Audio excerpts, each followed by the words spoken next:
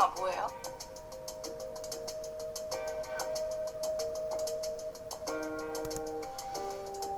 다 고심해서 만들긴 했는데 딱히 대표 메뉴는 뭐. 난잡해.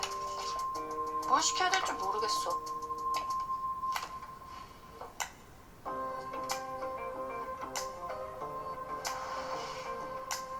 어이 손님, 뭐 하셔요? 컨셉이 없는 건 둘째치고 조명이 너무 밝아요. 무슨 포차에서 이런 형광등을 써? 잘 나가는 안주 하나만 해줘봐봐요.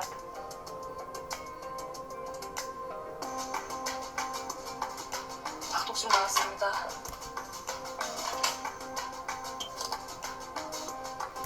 이거 봐봐요.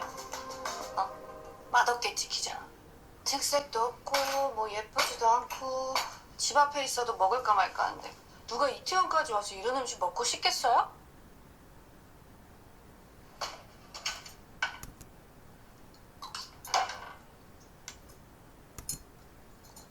맛은 또 왜 그래? 소스로 각을 하고 싶다. 안녕하세요. 방금 영상은 이태원 클라스에서 단밤 포차에 새로 들어온 신임 매니저 조이서가 사장에게 당돌하지만 직설적인 화법으로 질문하는 장면이죠. 음식점에서 가장 중요한 것은 역시 음식이죠. 음식점에서 음식은 마케팅의 핵심 전략인 제품 가격 프로모션 유통, 어디에 해당될까요? 네, 제품이죠? 예. 지금 거론되는 중요한 마케팅 멘트 한번 다시 짚어볼까 합니다. 대표 메뉴가 뭐예요? 뭘 시켜야 될지 모르겠어. 라는 조이서의 질문에 사장은 뭐라고 했죠? 근데 사실 자기 음식점에 시그너처 메뉴 없이 장사하는 음식점, 술집 의외로 많습니다. 메뉴의 다양성과 저렴한 가격으로 장사하는 곳들, 사실 오래가는 곳 별로 없는 것 같아요. 그 메뉴 때문에 찾아오게 만드는 일명 킬링 메뉴, 마케팅에서 보면 주력 브랜드가 꼭 있어야 된다는 말이죠. 음식점 컨설턴트들은 시그너처 메뉴가 있을 때 창업하라고들 하죠. 어쨌든 드라마에선 박서준 사장이 끓인 순두부찌개를 결국 시그너처 메뉴로 선정합니다. 뜬금없이 포차를 너무 밝히는 형광등 얘기를 갑자기 하죠. 그리고 대표 메뉴격으로 가져온 닭똥집 사진을 찍어서 사장에게 보여주며 한다는 얘기. 여러분, 음식점 인테리어의 끝판왕은 뭘까요? 네, 전문가들에 따르면 조명이라고 합니다. 요새 인스타그램, 먹스타그램에 올리는 음식점의 음식 사진들 아시죠? 이렇게 소비자들이 스스로 마케팅을 해주도록 유도하는 결정적인 포인트 뭘까요? 음식 맛을 보고 보통 스마트폰을 들이대나요? 아니죠. 미리 음식의 맛보다는 사진을 잘 받도록 해주는 조명, 조도 뭐 그런 거 아닐까요? 요새 많은 맛집들의 테이블 보시면 조명 잘 받게 만드는 거 느끼시나요? 네, SNS 사진을 보고 음식점을 찾아오는 요새, 찾아오고 싶고 찍고 싶어 보이는 음식과 매장을 만드는 것, 이것은 지하철에 들어갈 때 쓰는 마스크가 되었죠. 무슨 얘기냐고요? 선택 아닌 필수라는 얘기입니다. 지금 보시는 마지막 멘트 압권이네요. 집 앞에 있어도 먹을까 말까 한데 누가 이태원까지 와서 이런 음식 먹고 싶겠어요? 소주로 각을 하고 싶다. 여러분, 지금 마케팅 4P 중에 제일 중요한 게 뭘까요? 네, 여러분 생각 그대로입니다. 제품, 그러니까 여기서는 맛이죠. 음식 맛. 드라마에서는 매니저 조이서가 사장에게 맛은 절대 포기 못하기 때문에 주방장 마연이를 자르라고 대놓고 말하죠. 요샌 제품 수명 주기도 짧아져 가고 있고 대표 제품이 스스로 마케팅을 하고 고객은 영업을 해주는 그런 시대죠. 자, 오늘은 제대로 된 차별화된 상품 컨셉을 만드는 방법과 요령을 다양한 사례를 중심으로 여러분 손에 쥐어드릴까 합니다. 자, 출발할까요? 오늘 배우실 내용은 예정대로 프로덕트입니다. 포피로서의 프로덕트는 이런 물리적인 상품뿐만 아니라 이런 프로덕트와 함께 제공되는 여러가지 자원들이나 부가적인 활동들을 전부 프로덕트의 구성 요소로 보고 있습니다. 지난번에 배우신 브랜드도 사실은 프로덕트의 한 구성 요소이지만 워낙 중요하기 때문에 별도로 떼어내서 배운 것이죠. 상품에는 사실 유형 상품과 무형의 상품, 즉 서비스라는 상품으로 구분해 볼 수가 있는데요. 이번 시간에는 먼저 일반적인 상품의 개념과 특성을 살펴보겠습니다. 일반적으로 제품에는 크게 세 가지 구성 요소가 있습니다. 첫 번째는 핵심적인 어떤 고객 가치를 담고 있어야 되는 그런 성격의 제품 구성 요소를 핵심 제품이라고 한다. 우리 일반 대학이라고 따지면 대학은 기본적으로 교육, 연구, 산학 연구 활동은 담고 있어야 될 가치죠. 이런 거를 핵심 제품이고, 이런 핵심적인 가치를 실제 유형화해서 우리 눈에 보이는 일반적인 제품을 실제 제품이다. 영어로는 tangible product라고 하죠. 자, 우리 대학으로 따지면 기본적으로 눈에 보이는 뭐가 있죠? 실제 제품으로 구성 요소로 보면 대학은 캠퍼스를 갖고 있어야 되죠. 학생도 있어야 되고요. 교수님이 계셔야 되고, 운동장이 있어야 되고.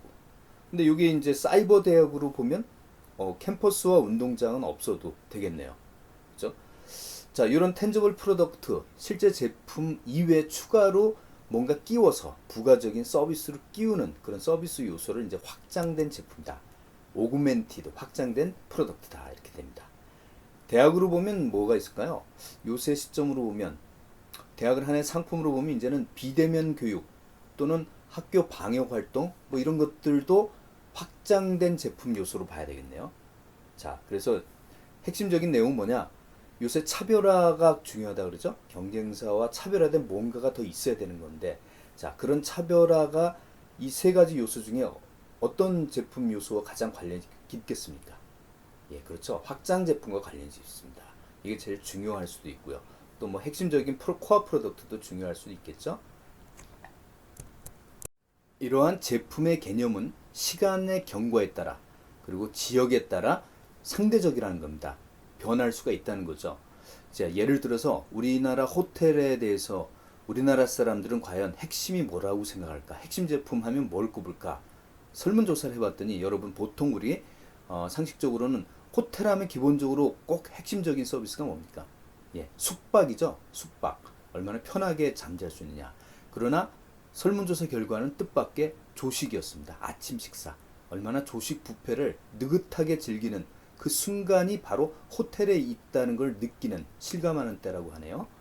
예, 그래서 세계 어느 나라를 봐도 우리나라 호텔의 조식 뷔페처럼 유난히 풍성한 그런 게 없죠. 해외에서 벤치마킹을 온다고 하니까요. 제품의 세 가지 개념 중에 차별화 방안으로 많이 활용되는 중요한 개념이 확장 제품이라고 했죠. 확장 제품은 특히 부가 서비스 뭐 이런 부분을 하나의 제품 요소로 광의 제품으로 본 개념인데요. 보통 이런 부가 서비스를 기업이 도입할 때 고려해야 될 세 가지 포인트가 있다고 합니다. 첫 번째, 고객이 무엇을 수용 가능할까? 네, 여기는 가격에 대한 내용입니다. 보통 부가 서비스를 붙이면 가격은 어때요? 예, 상승되죠? 이 추가 가격을 고객이 과연 경쟁사로 이탈하지 않을 정도의 어떤 가치를 견줘볼 때 수용할까? 네, 그런 부분을 봐야 되고요. 두 번째, 확장된 부가 서비스나 이 요소에 과연 무엇이 배어 있을까?를 검토해 봐야 됩니다. 정말 고객 입장에서 느끼는 고객 가치가 배어 있는가? 자, 마지막으로는 지속적으로 제공 가능한가? 뭐 이런 걸 봐야 되겠죠. 경쟁사가 모방하기 쉬운 뭐 그런 걸 우리가 처음으로 도입한다 그러면 시간이 지나면 희석이 되는 거죠. 네, 별 차이가 없다는 거죠. 네, 여기서는 지금까지 우리가 주로 유형 상품 위주로 봤는데 이제 무형의 상품인 서비스를 볼 겁니다. 자, 서비스라고 하면 보통 일반적으로는 3차 산업, 그러니까 재화와 용역으로 나눴을 때 재화 아닌 부가가치 활동 전체 용역, 이거를 우리가 서비스라고 보통 경제학적으로 용어를 얘기하죠. 네, 그래서 보통 숙박, 음식업, 오락, 교육, 의료 뭐 이런 부분을 서비스업이라고 합니다. 마케팅에서는 그런 얘기보다는 판매 목적으로 제공되는 활동, 이런 걸 이제 본원적인 어떤 서비스업이라고 볼 수가 있고, 이제 제조업에서 부가적으로 부가 서비스를 덧붙여서 팔 때, 이럴 때 이제 보조되는 활동이다. 그래서 어쨌든 서비스는 무형의 활동, 주로 사람의 성격이 들어가는 활동이다. 그래서 영어로는 우린 보통 인비저블, 보이지 않는으로 무형을 해석하기 쉬우나 서비스업은 인텐저블로 이제 해석합니다. 무형의 제품은 인텐저블, 만지작거릴 수가 없다. 사람으로 하는 활동이기 때문에 보일 수는 있는 거 아니냐. 그래서 명확하게 활동 자체는 만지작거릴 수가 없는 그런 성격의 무형이다. 그래서 인텐저블이라고 합니다. 자, 여기 보시는 그림은 크게 보면 두 축으로 나누죠. 보이는 우측에 있는 부분이 바로 이 무형성의 정도가 우측으로 갈수록 높아지는 정도다. 그래서 크게 보면 지금 패스트푸드와 교육을 보세요. 자, 우리가 결국 고객이 제공해주는 완성물은 뭡니까? 교육은 고객이 뭘 주죠? 주는 게 보이나요? 지식이라는 게 안 보이잖아요. 고객사에게 주는 컨설팅 결과물은 보고서 종이 말고는 뭔가 고객에게 유익한 해법을 주는 거기 때문에 보이지 않아요. 그러나 무형성의 정도 가장 낮은 패스트푸드점은 뭔가 음식 같은 게 보이잖아요. 조리 시설 뭐 이런 것들 보이고요. 그 패스트푸드점 점포 안 실내 인테리어도 보이잖아요.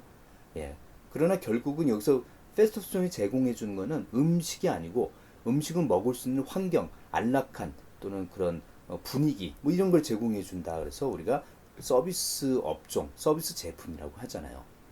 반대로 위에 있는 패스트푸드점은 뭡니까? 이 패스트푸드점은 여기는 주로 아마 분위기는 제공 안 하고 패스트푸드를 만들어서 바로 배달 위주로 하는 뭐 드라이브인, 드라이브트루 뭐 그런 판매점 같은 게 조금 더 무형성이 떨어지는 제조업과 유사한 그런 성격으로 볼 수가 있네요.